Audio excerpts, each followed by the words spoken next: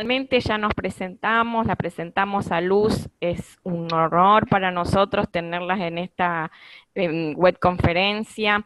Ella es la palabra autorizada en el tema de MESEC y el mecanismo de seguimiento de la Convención de Belén do Pará. Es una luchadora por los derechos de las mujeres, excelente profesional en todo lo que hace y un referente para todo el movimiento de mujeres y todo lo que son la voz de las mujeres en Naciones Unidas, en la OEA, en todos lados. Así que yo no voy a hablar mucho más de esto. Esta materia que me tocó a mí compartir, que son los marcos normativos internacionales y regionales, no puede tener mejor exponente de primera mano, con todos los últimos resultados de la tercera ronda de evaluación de la hemisférica, digamos, de la convención. Así que aprovechen esto que van a escuchar, novedades, cosas de primera mano. Así que bueno, es todo un privilegio. Te dejo a ti y bueno, escuchando todos, a ver qué nos contás. Muchísimas gracias.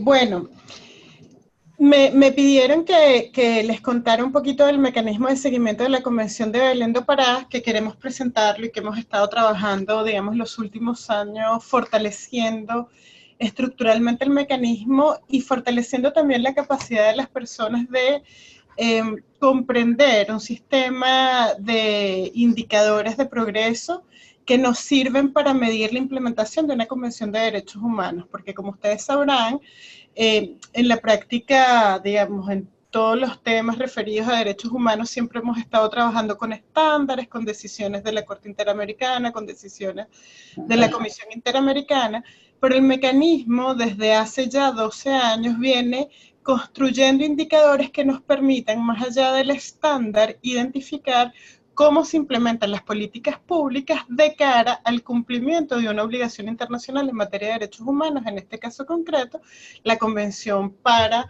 prevenir, sancionar y erradicar la violencia contra las mujeres. Entonces, me parecía que la manera quizás más clara de explicar el funcionamiento del mecanismo y cómo podría ser útil para ustedes utilizar las herramientas del mecanismo era pues presentarles los resultados de la tercera ronda de evaluación algunos de los resultados, bueno, las tendencias más relevantes que nos permiten tener una mirada regional, en una región, por supuesto, donde la recolección de data es muy desigual, donde en general el seguimiento y monitoreo de las políticas públicas es bastante ineficiente, y donde digamos, tenemos unos marcos normativos que contienen unos estándares muy altos, pero los recursos para la implementación de esos marcos normativos son bien limitados al funcionamiento tradicional de los mecanismos nacionales de la mujer, y no se cruzan esos procesos con lo que está haciendo el Poder Judicial respecto al acceso a la justicia en los temas referidos específicamente al género, o lo que está haciendo el Ejecutivo concretamente más allá del mecanismo nacional, por ejemplo, en el área de la educación, en el área de los procesos formativos, lo que están haciendo los órganos privados como por ejemplo los medios de comunicación social y las redes sociales con la difusión de información relativa a derechos de las mujeres. Entonces, bueno, vamos a empezar por supuesto enmarcando que este trabajo se hace en un marco muy concreto que es la Convención, como ya señalé, Interamericana para prevenir, sancionar y erradicar la violencia contra las mujeres, que nosotros establecemos en dos momentos.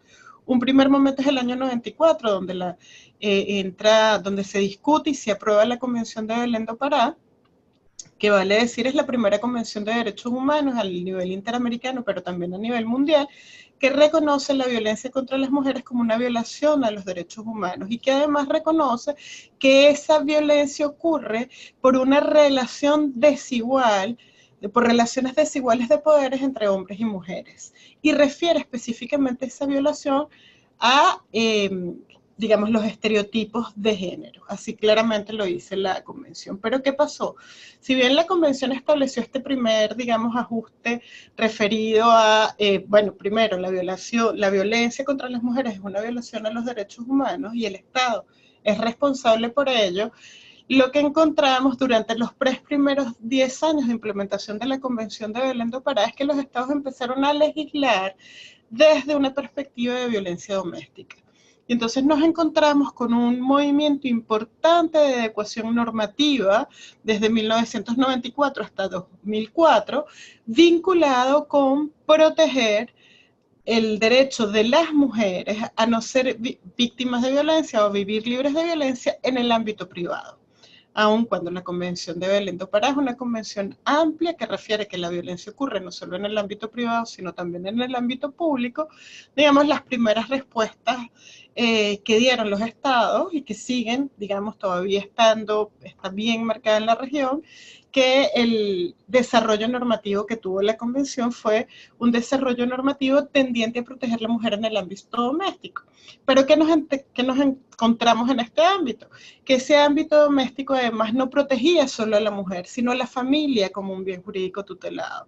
Y entonces nos encontramos muchas leyes a lo largo de toda la región que básicamente establecen, por ejemplo, medidas de probation, que lo tienen ustedes en Argentina, pero también medidas de resolución del conflicto para proteger la unidad familiar. Entonces, 10 años después de la convención, un primer análisis sobre cómo se ha implementado la convención, nos damos cuenta de que efectivamente lo que está ocurriendo es que de alguna manera se está priorizando los derechos de la familia o de la permanencia de la familia como la unidad que sostiene dentro de la lógica de estereotipos que la propia convención dice que hay que desmontar, es lo que se está estructurando. Y entonces nos conseguimos con tribunales a lo largo de toda la región, sentando a la mujer víctima con el hombre agresor para llegar a acuerdos que son probablemente que no garantizan la seguridad de la mujer, que es principalmente lo que busca la Convención de Belén do Pará. Y entonces en 2004 se establece a nivel interamericano la necesidad de crear un mecanismo, uno que permita medir la implementación y otro que permita a los estados compartir y integrar y,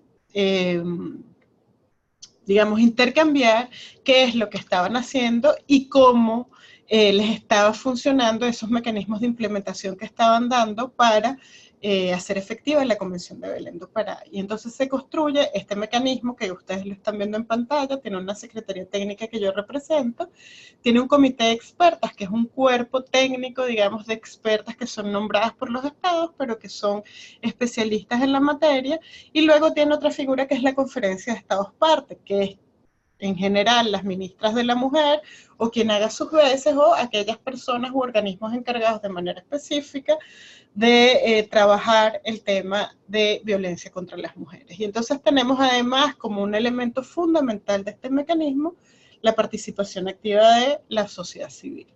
Este es el mecanismo. ¿Cómo funciona el mecanismo? El mecanismo funciona por rondas de evaluación multilateral y esas rondas de evaluación multilateral tienen dos fases. Una fase que es la fase de evaluación, donde el comité, a través de un sistema de indicadores que ya, digamos, se ha ido adecuando y especializando en los últimos años mucho más, transmite, o sea, es aprobado por el comité, se seleccionan los indicadores que se van a trabajar y ese, digamos, set de indicadores que son seleccionados se transmiten a todos los estados partes que respondan el cuestionario o el set de indicadores y empiezan a partir de eso una fase donde los estados responden qué están haciendo con digamos, con estas políticas públicas que están señaladas en todo el set de indicadores y que además responden a estándares interamericanos y estándares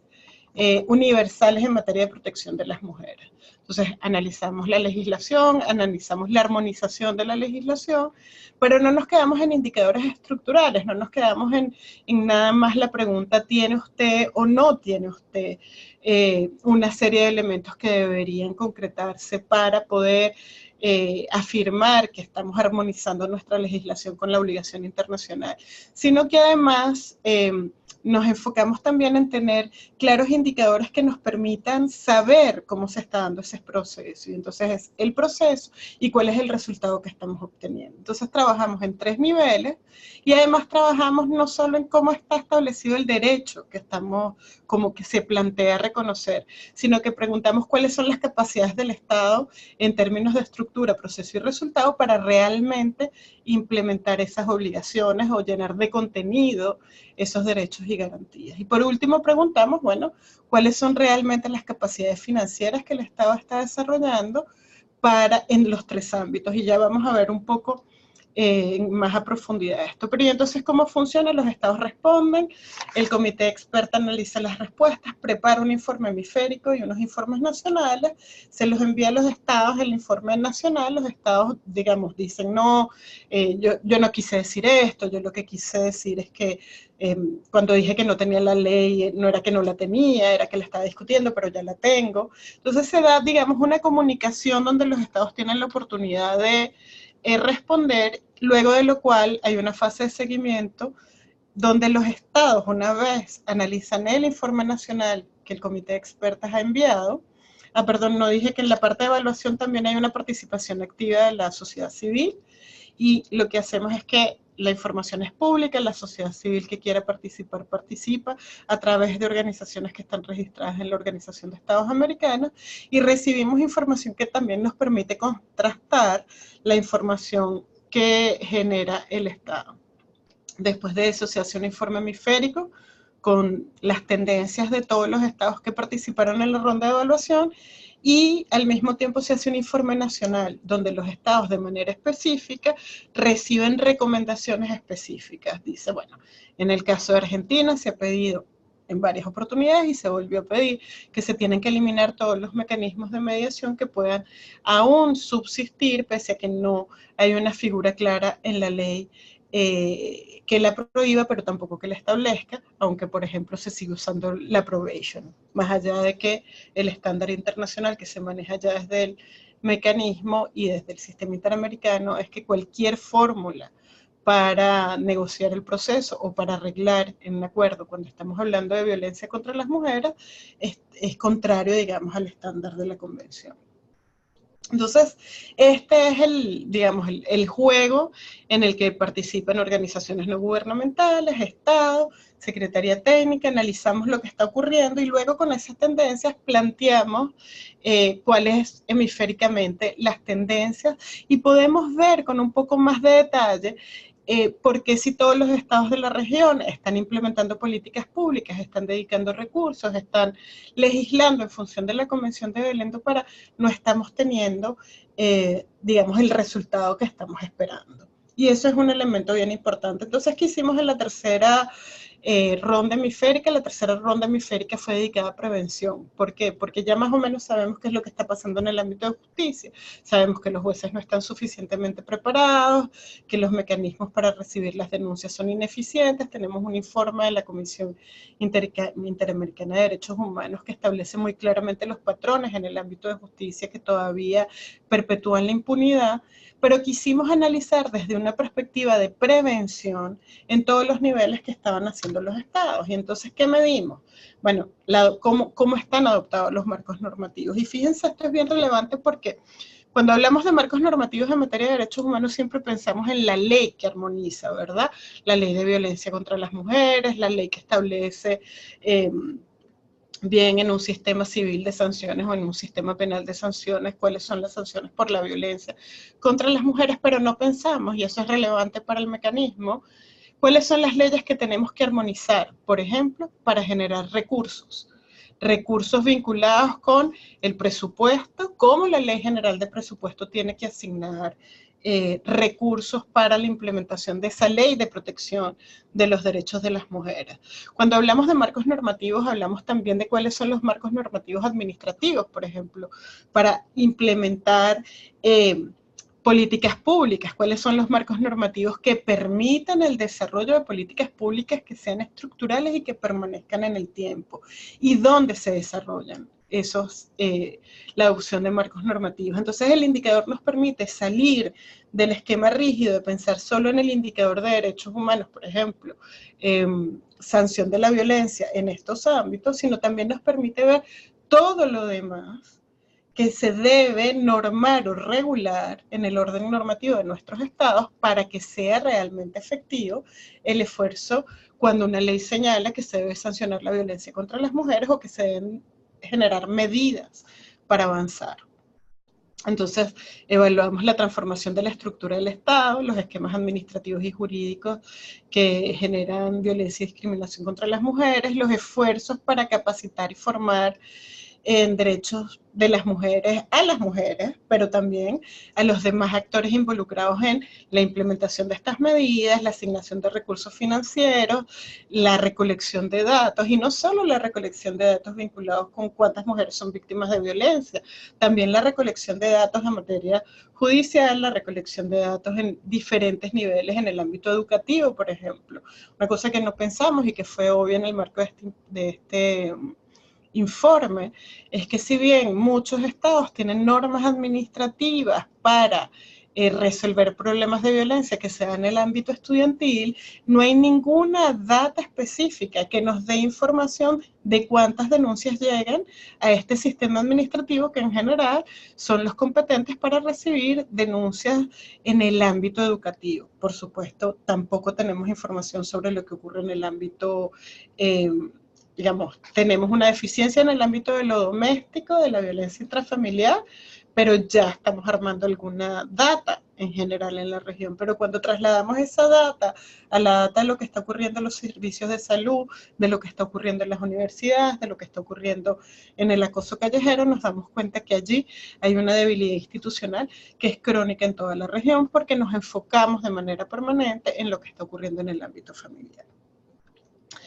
Y luego cuando hablamos de cuáles son las prácticas jurídicas que de verdad se están realizando para incluir a todas las mujeres que sufren todos los tipos de violencia. Y de nuevo allí, pues sí, si podemos transferir esa experiencia que hemos venido desarrollando en el ámbito de la violencia intrafamiliar a todos los demás ámbitos, ¿no? Entonces, bueno, aquí ustedes van a ver una lista de los estados que participaron en esta ronda de evaluación. Fueron 24 estados los que participaron. Y vemos algunas cosas que son interesantes, ¿no? Cuando nosotros en el ámbito, bueno, y entonces voy a ir muy rápido, qué cosas, en qué ámbitos consultamos que son, digamos, los ámbitos muy claros de la Convención de Belén do Pará en materia de legislación, en políticas nacionales para la prevención de la discriminación, en planes nacionales como una materia específica, digamos, que no tiene que ir acompañada necesariamente de una ley, pero la existencia de un plan nacional que permita avanzar en este tema. El acceso a la justicia como un elemento fundamental, la asignación presupuestaria, y por último, cómo todo esto desde una mirada de educación y prevención. ¿Por qué? Porque la Convención de Belén do Pará, además de señalar qué es la violencia contra la mujer, que lo establece muy claramente en sus artículos 1 y 2, establece también que las mujeres tenemos, digamos, en el mismo rango, el derecho de crecer libre de patrones estereotipados. Y ese derecho de crecer libre de patrones estereotipados y de ser educadas libre de patrones estereotipados, por supuesto que genera una cantidad de actividades que deben ser desplegadas y compromisos que deben ser desplegados por los estados, y que es donde precisamente queremos señalar que existe la gran brecha de realización del reconocimiento al derecho a la vida de las mujeres. Una cosa es decir, las mujeres tienen derecho a vivir libres de violencia, y otra cosa es desplegar todas unas medidas de políticas públicas tendientes a generar que realmente haya un cambio en las estructuras de poder de la sociedad que permitan generar igualdad entre hombres y mujeres, porque es precisamente eso, tal como lo dice la Convención de Belén do Pará, la causa de esas relaciones desiguales y en consecuencia de la violencia contra las mujeres. Y entonces nos preguntamos no que, digamos, cómo se sanciona la violencia. Lo que nos preguntamos en esta ronda es cuáles son esas políticas públicas para erradicar la violencia contra las mujeres. Y entonces preguntamos cuáles son, por ejemplo, las políticas públicas y si esas políticas públicas, digamos, cuáles son las medidas legislativas para erradicar y para generar políticas públicas en esa medida. Y solo 30% de los estados que contestaron nos dijeron que ese era un elemento claro en su legislación. Entonces decimos, bueno, ¿existía alguna vinculación entre esa, digamos, esquema de erradicación que tiene que ver con cambio de valores, cambio de cultura, cambio de patrones estereotipados de género que se reproducen a nivel educativo, pero también a nivel social en diferentes ámbitos? Y solo 14 de los 24 estados que participaron respondieron al indicador, y la mayoría señalaron que tenían algún mecanismo que hacía seguimiento a estas políticas de erradicación.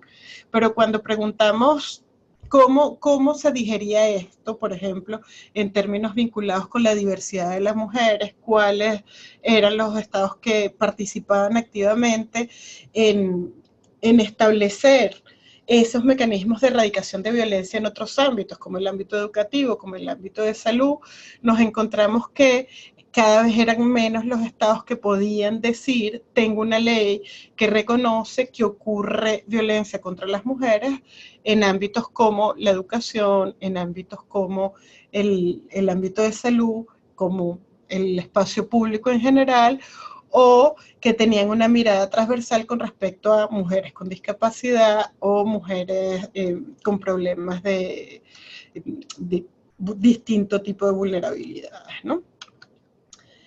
Y entonces cuando preguntamos si los planes nacionales para erradicar la violencia, ya dijimos, bueno, algunas leyes establecen que hay que erradicar esos patrones estereotipados, pero estas leyes que lo establecen, ¿cómo, digamos, se desarrollan a nivel de planes nacionales? ¿Cómo se dibujan? ¿Cómo se planifica? ¿Cómo se establecen? Y entonces nos preguntábamos algunas cosas, son muchos más, pero tratábamos de identificar, por ejemplo, incorporación de planes concretas para prevenir la violencia o incorporación de perspectivas de género en otros planes, no necesariamente en los planes vinculados con violencia contra las mujeres, sino, por ejemplo, en los planes de formación policial, en los planes de formación de los médicos, en los planes de formación de los abogados, de los periodistas, de las periodistas, en los planes de formación de los educadores, cómo estamos trabajando. Y nos damos cuenta que los estados en general, y si ustedes ven la parte azul del círculo, de la torta, se darán cuenta que en general los estados no tienen información relativa a esos. Por ejemplo, cuando preguntamos cuántos estados tienen una política específica que utilice la palabra estereotipo de género. Y entonces nos dijeron 11 estados que tenían información sobre erradicación de estereotipos de género, pero cuando les preguntamos de manera específica sobre educación con este tema, de esos 11 que dijeron que tenían, solo 6 nos informaron cómo realmente eso se traducía en una clase. Y así vamos, y ese sistema de indicadores tiene, digamos, como el objetivo de ver con lupa qué es realmente lo que los estados están realizando y cómo se llena esa brecha de realización. Y entonces, por ejemplo, con el monitoreo ya decimos, bueno, hay unos países que dicen yo tengo una ley que establece que yo debo erradicar los estereotipos de género. Y luego dice, además yo tengo un plan nacional para erradicar la violencia contra las mujeres y en ese plan nacional tengo unas políticas dirigidas específicamente a erradicarlo. Y además, entonces nosotros le decimos, bueno, si usted tiene la ley, si además tiene la política pública y si además tiene una específica para erradicar estereotipos de género, díganos cómo le hace seguimiento a esas políticas. Y entonces nos encontramos que cada vez son menos los estados que pueden contestar, que tienen una política permanente de monitoreo de la erradicación de estereotipos de género que profundizan la violencia y la discriminación contra las mujeres. Entonces respondían cosas como muy genéricas, como no, ese trabajo lo hace la Fiscalía, la División de Género del Poder Judicial, el Ministerio de Justicia, pero le pedíamos los resultados, esos resultados obviamente no existían. O eran muy dispares o muy diversos o poco posible de traducir en un eje común a nivel regional. Y esto, digamos, tenía si se quiere, tiene un impacto mayor cuando transformamos eso en la posibilidad de una exigencia real en materia de acceso a la justicia, porque si nosotros tenemos como mujeres derecho a ser educadas libres de patrones estereotipados, nos preguntamos también cuáles son las acciones que nos permiten realmente hacer justiciable ese derecho. Cómo las mujeres que estamos protegidas por la Convención podemos hacer justiciable ese derecho, pero también cómo el proceso de formación de políticas públicas a lo largo del sistema de administración de justicia se desarrolla. Y lo que nos encontramos es que la información relativa a estos temas en acceso a la justicia son realmente limitados, es información que no se corresponde con lo que estamos preguntando, es información que es escasa, es información que se refiere más bien a las investigaciones, pero cuando tratamos de identificar las investigaciones todas están más relacionadas con el aspecto criminal de la violencia más que con el aspecto de la posibilidad de, por ejemplo, ejercer acciones vinculadas con la nulidad de actos o de, por ejemplo, material escolar educativo que sea discriminatorio o acciones vinculadas con discriminación en ciertas conductas en el ámbito educativo, en el ámbito de salud o en el ámbito de trabajo, por mencionar algunas, ¿no? Y entonces también en todo este marco lo que queremos preguntarnos es, bueno, ¿cómo se desarrolla? ¿Cuáles son los obstáculos que tienen los estados para desarrollar a profundidad estas políticas públicas? Y nos encontramos que, por supuesto, uno de los grandes elementos que limita la capacidad de los estados de desarrollar políticas públicas de largo alcance de manera estructural, que continúen los procesos y que concluyan resultados que son relevantes para la erradicación de la violencia contra las mujeres, está vinculado, por supuesto, con el ejercicio de un presupuesto acorde a las necesidades y a las demandas de la realidad de la violencia contra las mujeres que vivimos en la región. Y entonces un análisis de cuál es el gasto público en materia regional nos muestra una trágica, si se quiere, aproximación al ejercicio presupuestario para erradicar la violencia contra las mujeres. Ustedes van a ver en pantalla que la asignación presupuestaria, el gasto público para combatir la violencia contra las mujeres a lo largo de toda la región no llega ni al 1%. Y este análisis fue hecho con fuentes presupuestarias de los estados partes.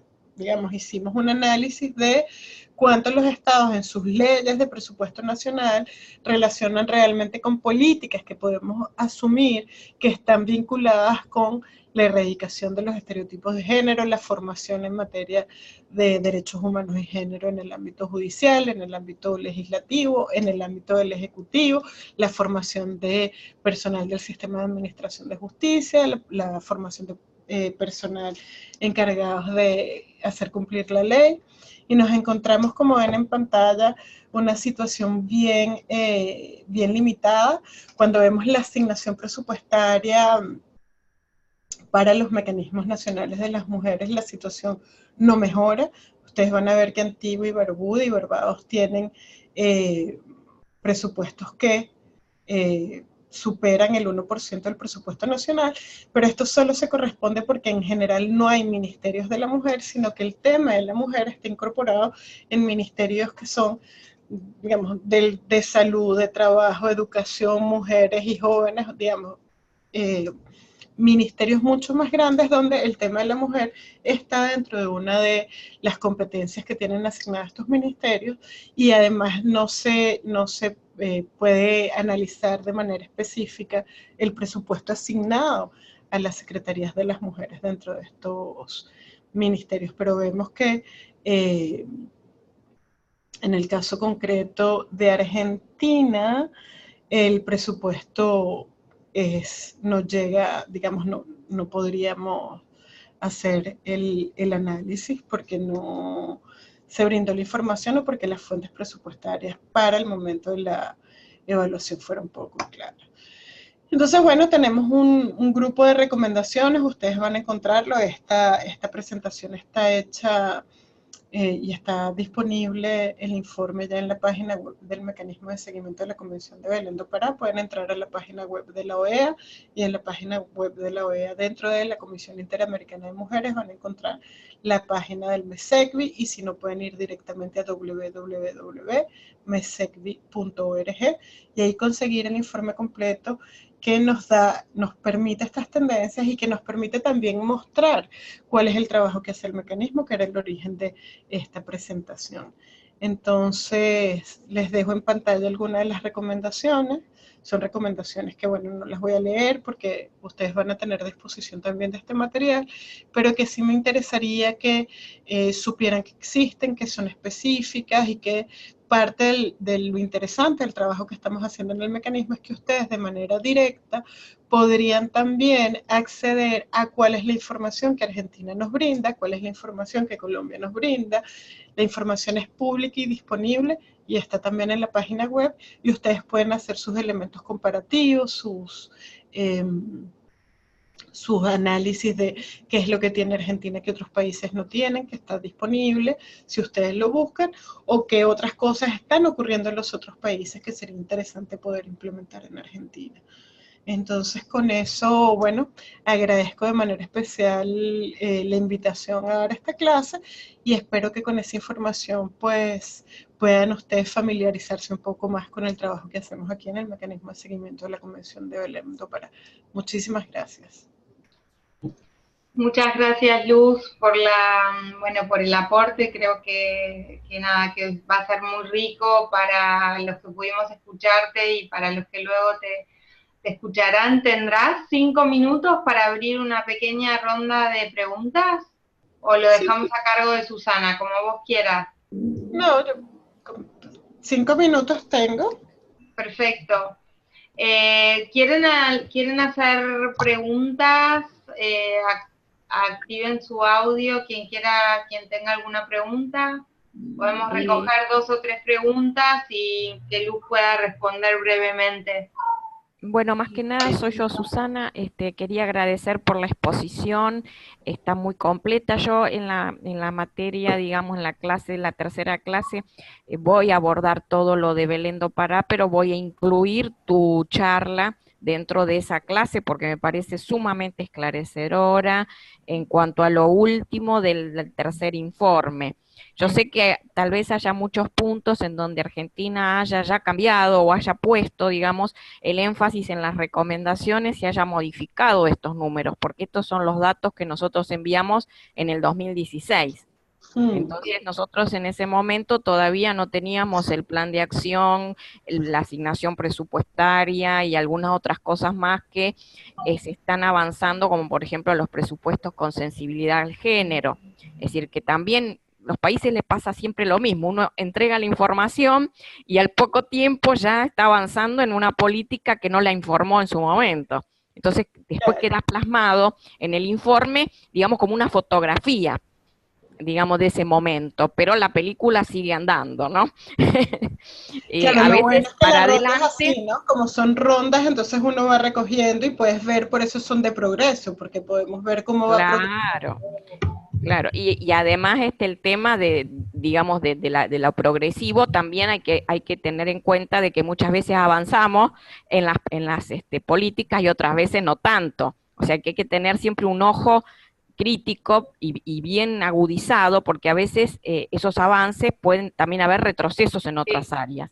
O sea, no siempre es parejo la progresividad de todos los indicadores, pero bueno, es el esfuerzo, ¿verdad? Muchas gracias, Luz, y dejo a los participantes para que hagan las preguntas que vos puedas contestar. Y bueno, nos estamos viendo. ¿Cuándo volvés? ¿Cuándo estás en Buenos Aires? El 21. El 21. ¿Vas a venir para una jornada específica en el Congreso? Sí, para el debate. En el debate. Para el Congreso el 24, sí. Bueno, ahí te escucharemos. Ahí te escucharemos. Gracias, Luz. Gracias. Luz, te pido, porfa, que en la medida de... hay una parte donde podés también deshabilitar esto que compartías, así quede solo tu imagen y podemos seguir charlando, ¿te parece? Creo que ya lo hice. Perfecto. Ahí Javo tenía una pregunta. Sí, hola. La pregunta era si es posible exigir de alguna manera un presupuesto mínimo para llevar adelante estas políticas, o es imposible, excede la competencia del organismo.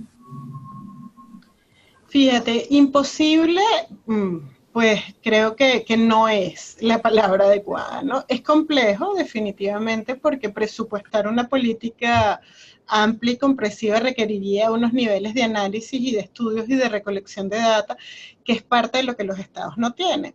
Sin embargo, el hecho de que los indicadores son indicadores de implementación, de análisis progresivo, sí nos permiten ver. Y por eso los indicadores tienen, como comentaba yo, no solo el elemento, digamos, cuantitativo de si tengo esta política o no la tengo. La idea es poder ver cómo todas estas políticas se entrecruzan. Y entonces lo que sí podemos ver es que tenemos una tendencia, por ejemplo, de aumento de femicidios o feminicidios en la región. Y entonces sí, el presupuesto es un presupuesto que es suficiente, si es acorde, si los tribunales que están destinados a conocer de estos casos están suficientemente distribuidos a nivel territorial, y si eso nos permite ver, por ejemplo, si tenemos en una provincia específica un número importante de femicidios o feminicidios, dependiendo de cuál denominación se le dé, porque en la región varía mucho, pero si tenemos una provincia específica, por ejemplo, en el caso de Argentina, de un tema vinculado con mujeres, por ejemplo, el tema de trata, no hablemos de feminicidio, y vemos que allí no hay presupuesto, ahí sí podemos establecer digamos, un comparativo, o si el presupuesto disminuyó, como decía Susana anteriormente. Ahí sí podemos hablar de que hay una involución de esa progresividad, que es el principio de progresividad de los derechos humanos, y que de alguna manera esta regresividad está violando ese principio. Entonces, a ver, el establecimiento de un presupuesto suficiente no es una tarea sencilla. Lo que sí es más posible es identificar cuáles son las cosas, y por eso es interesante el sistema de indicadores, porque nos permite ver un mapa de cuáles son las cosas que el Estado debería estar haciendo y todavía no está haciendo. Y eso es mucho más fácil de asir, ¿no? Porque como decía en el marco de mi intervención, no es solo tener tribunales y que los tribunales tengan oficinas donde la gente se pueda trasladar. Es, por ejemplo, las mujeres con discapacidad que son víctimas de violencia no necesitan una línea 800, necesitan un mecanismo que permita que las mujeres puedan comunicarse a un sistema, que es un sistema a través de texto, que es un sistema a través de video. Entonces, bueno, presupuestar esa política pública requiere un trabajo analítico.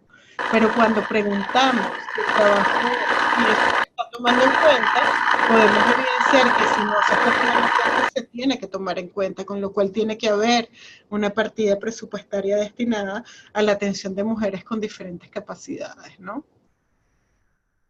Yo creo que pues es un trabajo complejo, evidentemente, pero al tener un mapa que nos indica qué es lo que deberíamos tener, nos permite decir, bueno, esto no lo tenemos, hay que desarrollarlo, ¿cuánto cuesta eso?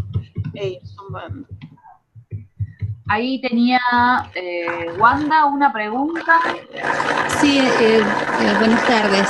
En realidad quería comentar en función de lo que venían hablando, cuando te referiste a la mediación como una de las instancias que se pidió, igual que la probation, eliminar, digo, por lo menos yo estoy en la provincia de Neuquén, en Argentina, y ha sido paulatino, ha llevado bastante tiempo este proceso en los juzgados. Hoy por hoy se han creado nuevos juzgados más específicos para la temática, pero sigue apareciendo de una manera que entiendo que tiene que ver con la dificultad de los actores, ¿no? Ya sean jueces, secretarios, en esto de llamar, por ejemplo, a la pareja, desentendiendo esta situación por ahí de violencia, o incluso de prohibición de acercamiento, de restricciones, a entablar una conversación con la jueza de familia para evaluar la modalidad de las visitas o la cuota de alimentos. Digo, evidentemente lleva un proceso que está siendo demasiado lento, pensando en las víctimas que está llevándose en el mismo, Pero bueno, creo que, como vos mencionabas, tiene que ver con cambios totalmente estructurales, de base, con políticas que no tienen que ver solamente con abrir una oficina específica, sino con la capacitación y bueno, y sacar esta, desarmar un montón de cosas también. Sí, exactamente. Es que fíjate, parte de lo que analiza el tercer informe, y por eso quisimos plantearlo en prevención, porque enfocamos la pregunta alrededor de la erradicación de estereotipos de género. Y el tema de la mediación es un estereotipo. ¿Cuál es el estereotipo? La familia es lo más importante. Entonces tenemos que proteger a la familia. Y los niños tienen que disfrutar de su mamá y de su papá, y los niños tienen derecho. Entonces hay que construir como unos estándares más claros de hasta dónde ese derecho realmente protege el interés superior de los niños, en el caso de los niños y las niñas, pero también que la convención es clara a proteger es a la mujer, no a la familia como una institución. Entonces, ten en cuenta que la mayoría de los juzgadores y juzgadoras de nuestros países, sobre todo en Latinoamérica, crecieron escuchando esta idea de la familia como lo que hay que proteger a como de lugar. Y eso todavía está allí, ¿no? Eso todavía funciona. Entonces, bueno, parte del trabajo es, bueno, cómo formamos a jueces y operadoras de justicia que cambien y que comprenden la complejidad del tema, ¿no? Para poder tener decisiones acordes con una perspectiva de género. Luz, si me permitís, me gustaría hacerte una pregunta que es una pregunta un poco quizá más en política regional, que en esta tercera ronda y en relación a la intervención de Susana, ¿en qué puntos ves los avances en términos regionales y en dónde podés detectar los retrocesos? Fíjate, nosotros entendemos que, digamos, cada una de las rondas nos ha mostrado un proceso lento, pero permanente de avance. ¿En qué sentido? En todo lo que tiene que ver con los indicadores estructurales. ¿A qué me refiero con indicadores estructurales? Legislación.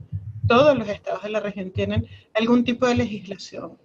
Tenemos, por ejemplo, 17 estados de la región que sancionan el feminicidio, o la muerte violenta de mujeres, algo que hace 10 años, 15 años era impensable, o fue muy difícil lograr para las feministas y el grupo de mujeres que impulsaron como muy ampliamente la necesidad de etiquetar con nombre y apellido el fenómeno que pasaba específicamente a las mujeres, no como homicidio, sino como femicidio o feminicidio. Entonces, digamos, ahí nosotros evidentemente vemos un progreso indiscutible. ¿Dónde vemos el mayor desafío?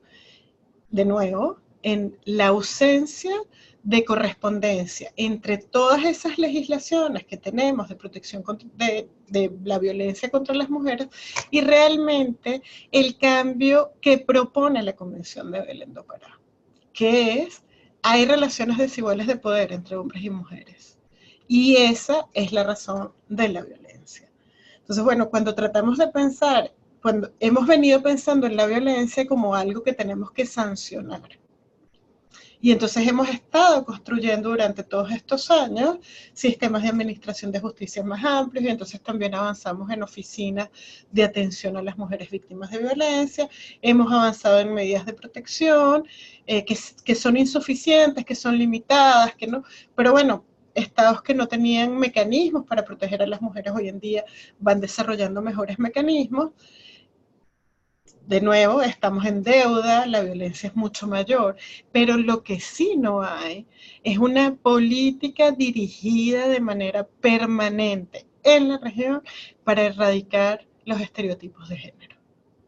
Y fíjense que en los últimos años lo que ha habido es un claro backlash, es decir, un claro retroceso en cuanto a aquellos estados que decidieron hacer políticas para erradicar estereotipos de género.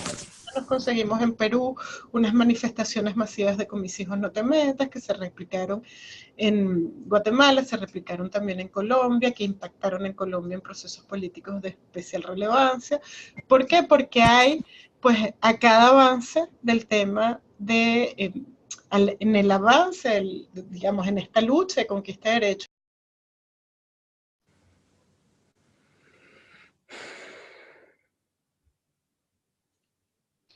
Luz, se te cortó el audio, se te silenció el micrófono.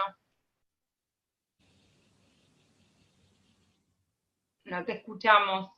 ¿No escuchan ahorita? Ahora sí, ahora sí. Decía que el mayor desafío que tenemos, o sea, que hemos avanzado en políticas estructurales, digamos, hemos avanzado en legislación, hemos avanzado en oficinas de atención a la víctima, hemos avanzado en procesos de formación para personal encargado de hacer cumplir la ley, no avanzamos como lo podemos ver en la presentación en el tema presupuestario, que sigue siendo limitado y que va y viene y que sigue siendo no estructural, sino que depende mucho de la coyuntura política y del compromiso político de los gobiernos de turno. Y tampoco avanzamos en la erradicación de los estereotipos de género. Tuvimos un importante avance o unas importantes iniciativas a lo largo de la región que luego tuvieron una reacción muy fuerte. En Perú, por ejemplo, la reforma educativa se paró, en Colombia se tambaleó, digamos, han habido elementos bien complejos con el tema de con mis hijos no te metas, digamos, ha habido una respuesta frente a eso que denominaron la ideología de género, planteando que lo que se quería desbaratar era la base fundamental de nuestras sociedades. Y evidentemente, pues por supuesto, frente al avance, lo que decía anterior, frente al avance y la conquista de estos derechos y de estos espacios, pues también ha habido un avance importante de la reacción ante estos temas, ¿no? Gracias. Ahí tenía, Alelí tenía una pregunta para hacerle. Alelí. ¿Ahí me escuchan? ¿Ahí me escuchan? Perfecto. Ah, bueno, Luz, un placer poder escucharte. La verdad que muy, muy interesante tu presentación.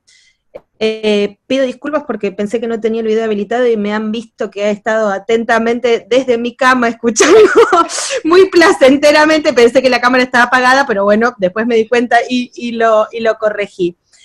Luz, quería comentarte, yo me desempeñé toda la vida en el Poder Judicial y la verdad que me parece fundamental que ataquemos desde varios lugares, ¿no? Y podamos incluir la perspectiva de género, pero de esto que hablábamos respecto a que hay que incluir la perspectiva de género en el Poder Judicial y que muchos jueces y funcionarios, juezas y funcionarias no tienen esta perspectiva, quería contarte que desde el Colegio de Abogados al Colegio de Magistrados y Funcionarios en la provincia de Buenos Aires hemos hecho un convenio con la OMS y muy a pulmón hemos logrado capacitar, y lo digo con mucho orgullo, más de 2.500 funcionarios y funcionarias dentro de la provincia de Buenos Aires con estos talleres de perspectiva de género.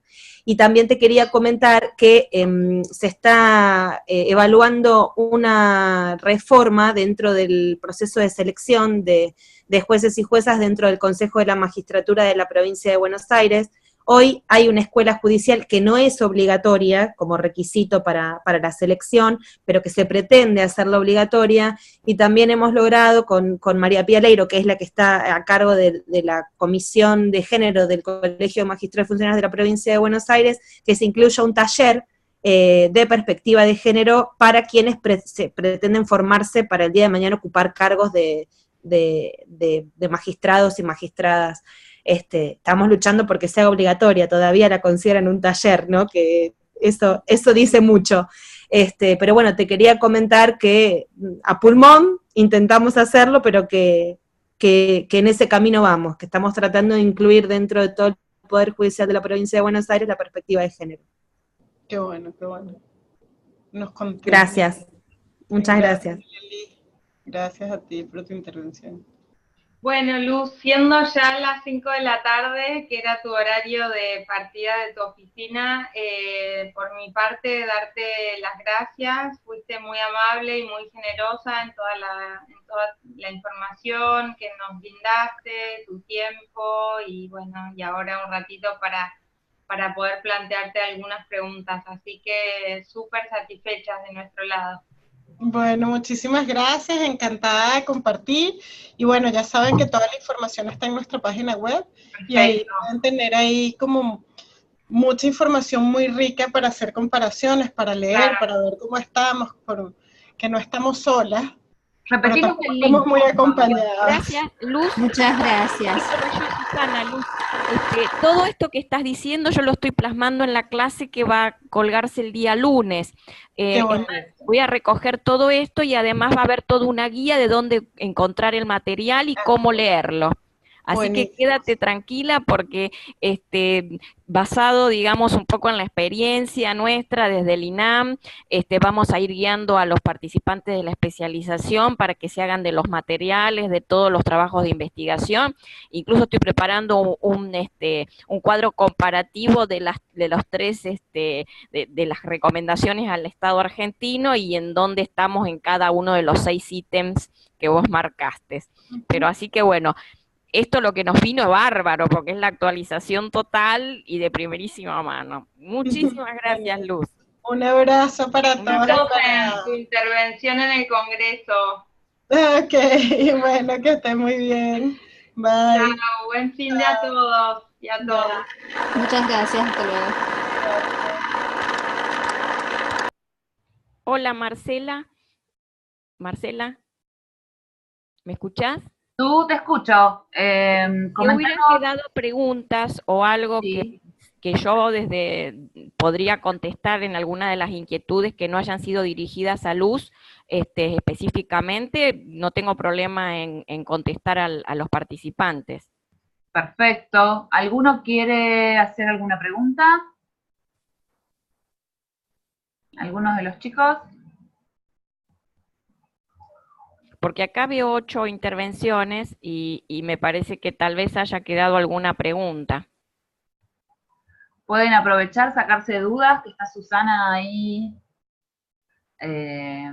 a disposición. Comentarles que yo coordino la contestación de los cuestionarios ante el MESECBI de Belén do Pará, por eso por ahí pueden aprovechar de incluir algo que nosotros desde aquí del INAM podríamos, tomé nota de todo lo que comentó la compañera de la provincia de Buenos Aires, que son todos avances que seguramente lo vamos a ir contemplando en los próximos informes. Bien. ¿Me escuchan? Sí, perfecto. Bueno, gracias, Susana. Un placer hablar con vos. Si querés, nos ponemos en contacto y yo te puedo contactar con la presidenta de la Comisión de Género del Colegio de Magistrados y Funcionarios de la provincia para que ella te pase los datos concretos sobre todas las capacitaciones y talleres que se hicieron. Eso sería estupendo porque, digamos, nosotros tenemos, como comentó Luz, tenemos que elaborar los indicadores, digamos, estructurales o cuantitativos y también los cualitativos. Y en cuanto a, digamos, yo estando Luz realmente no quise intervenir porque realmente tenerla a ella fue maravilloso, digamos, pues tenés una persona sumamente. Pero nosotros del lado de los estados, y aquí viene, no es una crítica hacia lo que es el mecanismo, sino que los estados también tenemos nuestras propias complejidades para contestar estos cuestionarios. Estos cuestionarios a veces están plasmados en un escritorio y pensados para países que son absolutamente asimétricos y países que tienen distintas organizaciones estructurales. Nosotros no podemos decir, digamos, que un país como el nuestro, que es federal y que tiene una complejidad en la aplicación de las normas y de las políticas públicas, no podemos tener el nivel o el grado de datos desagregados que ellos nos piden en sus cuestionarios. Yo les voy a poner en la clase todos los cuestionarios y ustedes van a ver los niveles y preguntas específicas que nos hacen al Estado argentino y que a veces no es que no lo tengamos o no es que el presupuesto digamos, no nos podemos poner a discutir en este caso con Luz si el 0,004% es lo que asigna Argentina, porque la verdad es un número que no es un número que han sacado ellos, pero no es la verdad, porque la verdad es que no tenemos hecho un presupuesto sensible al género, entonces no hemos analizado la ley de presupuesto nacional con esa perspectiva, pero estamos convencidos que hay muchísimo más dinero y asignaciones presupuestarias en cada uno de los ministerios y programas que van destinadas directamente a las mujeres. Lo que pasa es que no están plasmados en el cuestionario con los indicadores que ellos detectan. Entonces, no sé si soy clara en lo que estoy comentando. Sí, sí, sí. No es una crítica, además yo se lo hice personalmente. Cuando fue el taller de los 20 años de Belén do Pará, yo hice estos comentarios al grupo que diseña los cuestionarios. Es decir, no, digamos, vos que sos del Poder Judicial, sabrás que es muy difícil hacer, digamos, un relevamiento de las sentencias o de las disposiciones que tienen o no perspectiva de género. Sí, claro. A nosotros mismos desde adentro nos cuesta hacerlo, exacto. Así que... Entonces, sí. Además también hay toda una cuestión que yo lo he hablado en su momento con la doctora Hayton de Nolasco, cuando se pensaba en el registro del femicidio, era muy complejo hacer porque nosotros no podemos tampoco dar datos de las personas, de las mujeres. Es decir, hay también una protección de datos, hay toda una, digamos, hay también una cifra negra que es difícil de registrar, sobre todo en el tema de las denuncias. Y el otro tema con respecto a la mediación, que nos han castigado, al igual que la probation en los distintos informes del MESECBI, nosotros, en nuestra ley es clara, la 26485 dice que está prohibido toda cuestión de mediación y conciliación en los casos. Ahora, nosotros tenemos... Pero bueno, al menos yo veo que en la provincia de Buenos Aires se está haciendo aplicación del fallo Góngora también. También.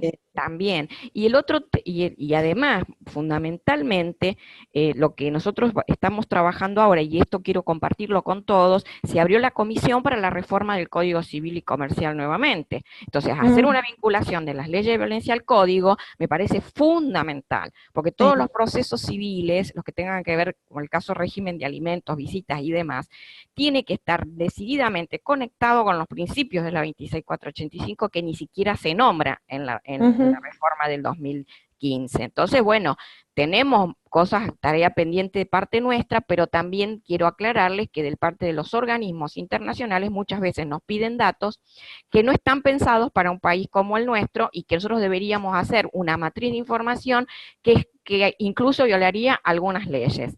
Entonces, no es tan sencillo. No, siempre que se planifican estadísticas en términos generales es difícil ir a lo individual de cada uno de los países, como es difícil ir a lo individual de cada una de las provincias también, y es lógico que desde ese punto se dificulte, pero siempre el Estado tiene posibilidad de hacer aclaraciones, entiendo yo, ¿no es cierto? Sí, las estamos haciendo y realmente, bueno, esto, como yo les dije, fue una foto al 2016, que en realidad fue 2015, y después hicimos una aclaración en el 2016, ya pasaron 2 años, en ese momento no teníamos ni siquiera el plan de acción y todavía teníamos cifras de los registros que no estaban del todo bien tomadas, y ahora se ajustaron esos datos, se amplió el RUCUM, o sea, se empezaron a ver otros, digamos, mecanismos de articulación de políticas, y digamos, no es que estemos ni en la panacea, ni mucho menos, pero evidentemente vamos a estar en condiciones ahora, fines de este año, de hacer un informe un poquito más completo. Obviamente, como todo, en algunas cosas hemos avanzado, en otras hemos retrocedido, y lamentablemente, si pudiéramos tener una progresividad absoluta en todas las políticas, estaríamos en un mundo que no es precisamente.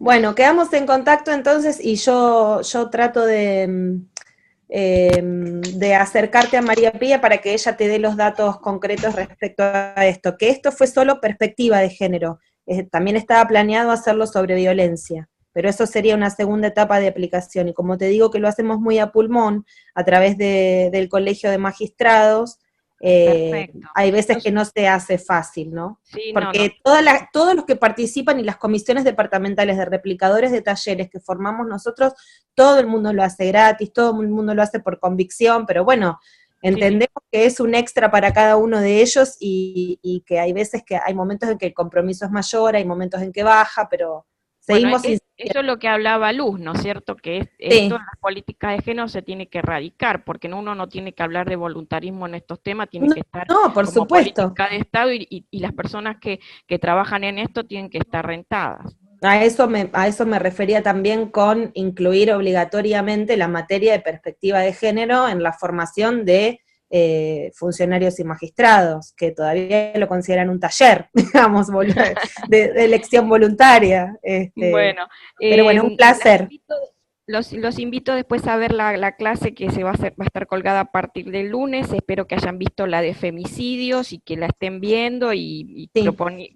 Hay una propuesta de 2 consignas también. Bueno, después las veo yo en mi videoconferencia y digamos, vayan acumulando preguntas o inquietudes y las voy a contestar. Y con respecto a lo de hoy, si quedó algo pendiente que yo pudiera contestar, no tengo ningún problema. Olga, veo que ahí querías hacer una pregunta, o bueno, habilitaste el micrófono, o bueno, está ahí Susana a disposición, Javo, Magdalena, cualquiera. Si tiene alguna duda, aprovechen, si no...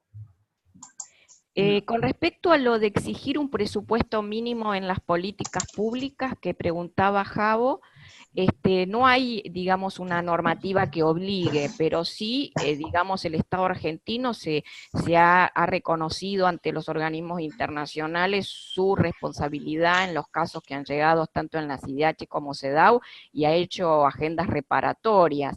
Evidentemente los presupuestos mínimos debe tener, digamos, una decisión de política de Estado, ¿no? Digamos, los organismos internacionales sugieren, pero no pueden obligar. Eso es así, ¿no? Susana, sí. ¿Puedo hacer una consulta? Sí, cómo no. Teniendo en cuenta lo que dijo Mejía, de la posibilidad de empezar a trabajar con la erradicación de estereotipos de género, más allá de todo lo que se está trabajando en lo que es violencia, y teniendo en cuenta que la ley de educación sexual integral no se está aplicando, y sabiendo de que el instituto va a trabajar, el Instituto de la Mujer, con ese tema, ustedes van a ver si, no sé si de alguna manera van a, no sé si la palabra no es presionar, pero meterse en esa discusión para que se aplique, o... Sí, ¿cómo mira, está ese tema? El tema es un poco delicado decirte desde el punto de vista político qué se va a hacer exactamente para mí. Yo lo que te digo es que tanto la ESI como todas las políticas que nosotros estamos implementando desde el INAM están dirigidas a la desconstrucción de los estereotipos de género. De hecho, nosotros tenemos aquí el Observatorio de Violencia en los medios, la violencia mediática, y es una experiencia que nosotros la estamos teniendo de manera impresionante. No sé si vos viste, permanentemente estamos saliendo con informes, con tratando de deconstruir también toda la parte simbólica y mediática, es decir, estamos trabajando en distintos frentes de lo que nos puede asignar la ley, ¿no es cierto? Vamos a trabajar con Ministerio de Educación, eso es seguro. Hay una reunión de consejeras federales que se va a hacer en el mes de julio, en donde van a venir todas las representantes de las áreas mujeres de las provincias, y se va a hacer la reunión con el Ministerio de Educación y con derechos humanos. Y ahí se va a poder plantear una política para todo el país con respecto a este tema. Apenas tengamos un pronunciamiento al respecto, vamos a compartirlo con ustedes. Es decir, sí estamos conscientes de lo deficitario, digamos, de lo que ha sido desde el 2006 hasta ahora, digamos, la aplicación de la ESI, tanto en lo presupuestario, pero también como en la resistencia de las provincias a aplicarlas por los ministerios de educación, eso ni hablar, ¿no es cierto? Comparto con vos en ese sentido. Pero no puedo decirte exactamente cuáles serían los pasos a seguir específicamente desde lo político. Eso te lo debo porque tengo que preguntarlo a los funcionarios. Ahí, fíjate que Olga, que no tiene cámara ni micrófono, te está haciendo una pregunta en el chat. ¿Vos podés verlo? ¿O querés que te la lea? Yo léemela porque tengo solamente la de... No lo veo la de Olga. Tengo la de Magdalena. Ah, bueno, que capaz te la hizo a vos personalmente, pero... Hoy en UBA existe materia de puntos que trata el tema de violencia de género. Sí. Eso ya estaba un poco... Un poco relacionado con todo el tema de género en la educación, es muy complejo. Desde ya yo estoy empujando muchísimo, hace muchos años, con la decana que ahora dejó de ser de la Facultad de Derecho, la modificación de las materias y de poner en derecho, digamos, específicamente todos estos temas. Es más, yo estoy trabajando fuertemente, y lo vieron ustedes en toda la presentación de la primera clase, sobre la no neutralidad de género del derecho, y es todo un tema muy complicado, fundamentalmente por lo machista y misógeno de la facultad, ¿no? De Derecho en la Argentina y en todos los países, ¿no? Porque lamentablemente es así. Estoy trabajando también con los ministerios públicos fiscales para trabajar este tema, con la Corte. Bueno, trabajamos muchísimo en todos estos temas, pero bueno, cuesta ir rompiendo y genera mucha resistencia, y después viene una etapa a mi entender, de disciplinamiento y recrudecimiento, como hablaba Luz, de lo que se llama la ideología de género, la crítica contra la ideología de género, y todas estas cosas, digamos, que tenemos que después tener respuestas muy contundentes, ¿no? Claro. Susana, te hago una pregunta respecto a la inclusión de la perspectiva en las escuelas primarias. Que tengo 2 hijas mujeres, o sea, lo vivo permanentemente. He logrado que ya no dirijan más las notitas a mami, etcétera, etcétera. Pero ¿se está tratando de trabajar eso? Mira, nosotros aquí en los programas de fortalecimiento para las áreas mujer, tanto en la provincia o para las ONG, nosotros trabajamos mucho con escuelas para trabajar la perspectiva de género, sobre todo en temas de violencia y estereotipos. Pero el problema aquí es que, como ustedes saben, la educación es un tema de las provincias. Entonces, el Consejo Federal de Educación es el que debería instruir de forma, digamos, más contundente en estos temas. Ya les digo, esto es una política de alta resistencia, lamentablemente, ¿no? Pero evidentemente yo creo que en algún punto hay que trabajarlo más fuertemente a nivel del Consejo Federal de Educación y a través de las provincias y las direcciones de escuela y demás. Claro, porque las propias maestras, te digo, son las que se resisten. Claro, bueno, es que sí, es lo que yo...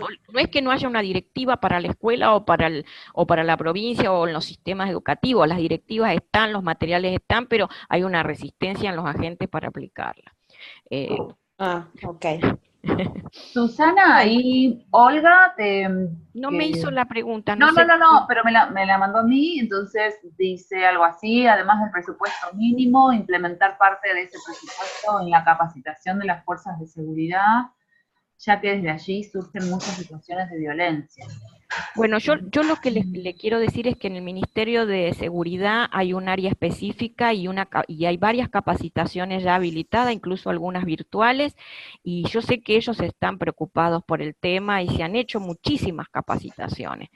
Ahí hay 2 cosas que a nuestro entender venimos trabajando históricamente en el Consejo antes y en el de hace muchos años, y por experiencia, porque te lo digo como experiencia personal, ¿no? Porque nosotros teníamos el programa con el Consejo Federal de Seguridad, durante 4 años hemos capacitado a más de 7.000 policías que trabajan en todas las provincias de la nación, hicimos 3 vueltas, trabajamos con los protocolos de atención de violencia, o sea que el trabajo es mucho y muchísimo. Ahora, si no desmantelamos los estereotipos de la sociedad, las personas que llegan digamos, al instituto, digamos, ya sea para la Fuerza de Seguridad a nivel nacional o de las policías provinciales, llegan ya con esos estereotipos de género, que por más que uno capacite y vaya, digamos, y explique, eso está como grabado a fuego. Es decir, y por ejemplo, estas preguntas que le hacen los policías a las mujeres, siguen hasta el día de hoy. Por ejemplo, ¿qué le hiciste a tu marido? Arreglarlo en la cama, bueno, andá y pedirle disculpas que todo acá tenemos muchos robos y no podemos atender los problemas dentro de la casa. Todas estas cuestiones, por más que se han hablado, se han hecho las comisarías de la mujer y demás, o sea, están en una convicción íntima de cada uno de los agentes. Así que es un trabajo realmente de desmontar estos estereotipos desde la sociedad en su conjunto, y después obviamente darle con todo en estos programas y en los regímenes de admisibilidad también, ¿no? Porque plantea acá Olga, ella es de Chilecito, La Rioja, si mal no me acuerdo, es que se han dado, o se ha dado una capacitación, pero sin demasiada aceptación por parte de los agentes. Y bueno, confirma lo que estoy diciendo entonces. claro, totalmente, y justamente desde esas fuerzas que se ven muchas situaciones de violencia, omisiones y demás cosas que hacen cuando cae una mujer con la denuncia, y pasa que no les dan mayor importancia. Dice, debería haber, opinión de Olga, una bajada de línea que la hiciera obligatoria con respecto a, bueno, acá, si no, solo se interesan por tener un certificado o cuando necesitan puntaje para censos. Entonces, como engancharlo. En realidad todo lo que ella dice que se necesitaría existe. El problema es que no se cumple. Los protocolos de actuación para los casos de violencia, en los casos de denuncia ante las policías provinciales o nacionales, o sea, de todo el país, existen, están vigentes y están aprobados. Ahora, el problema está que vos podés capacitar, nosotros hemos capacitado en forma personal, incluso comisarías de la mujer, en donde después vienen las mujeres al consejo, acá al INAM ahora, y nos dicen, en esa misma comisaría, con todo el personal capacitado, vienen y cuentan lo mismo. Por eso yo digo que es más profundo el tema. Hay que desmontar esto desde toda la sociedad y después hablar, digamos, claramente con los agentes y las policías y poder trabajar desde lo social y desde también la admisibilidad de este tipo de personalidades a la hora de ingresar a la fuerza, ¿no? Esto es un tema muy, muy, muy, muy difícil de dar vuelta.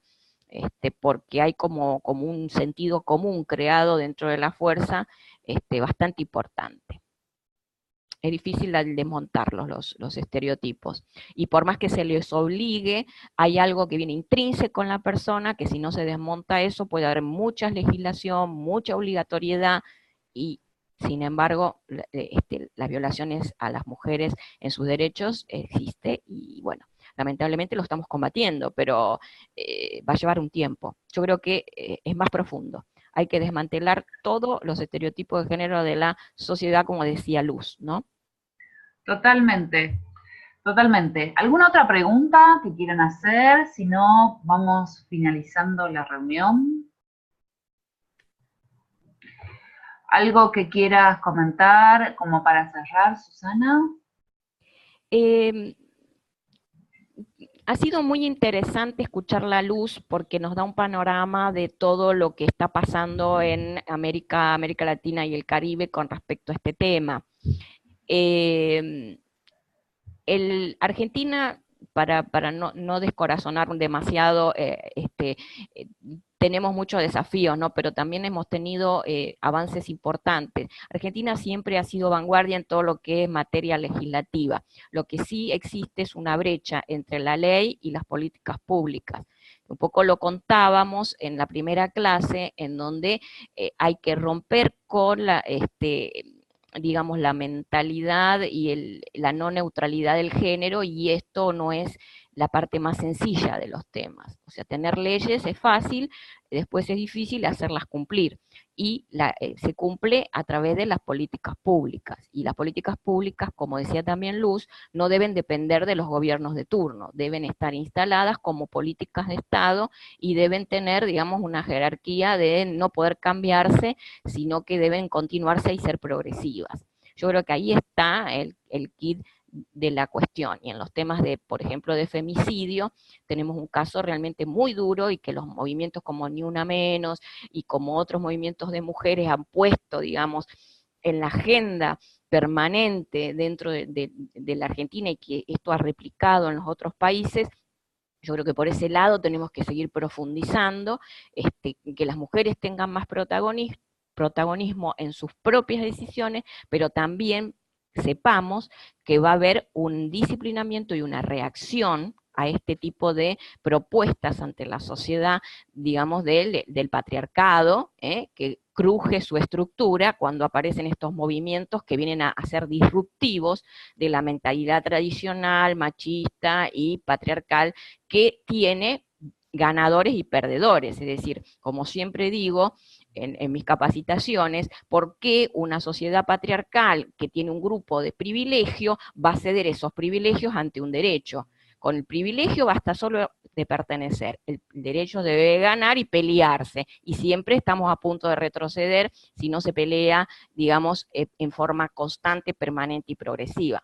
Entonces, me parece que no tenemos que caer en la trampa, las distintas trampas del patriarcado, que son permanentes y cada vez más sutiles, sino que seguir, digamos, profundizando y trabajando en todos los frentes.